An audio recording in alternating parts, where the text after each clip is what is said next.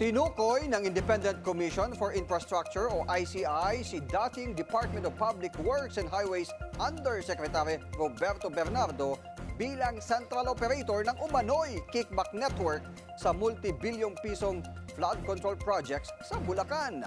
Sa kanilang interim report na isinumite sa Ombudsman, inilarawan si Bernardo bilang tulay o koneksyon ng mga engineer, kontratista at ilang mambabatas. Kabilang sina Senator Joel Villanueva, Jinggoy Estrada at dating Senador Bong Revilla na umano'y nakinabang sa mga proyekto. Ayon sa ICI, may SOP o standard kickback na 20 hanggang 30% sa kabuang pondo ng proyekto kapalit ng paglalagay nito sa national budget. 10% ng kickback ang ibinibigay oras na maaprobahan ang National Expenditure Program at karagdagang 15% sa pagpasa ng General Appropriations Act. Kaya umaabot ng 25 ang kabuang komisyon.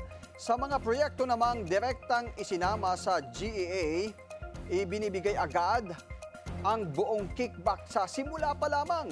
Giit ng ICI, dito nagsisimula ang korupsyon.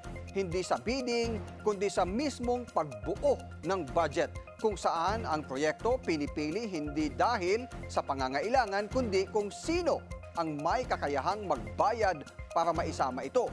Ginamit rin daw ni Bernardo ang matagal na relasyon niya kay dating DPWH District Engineer Henry Alcantara para magkaroon ng malawak na kontrol sa alokasyon at access sa proyekto.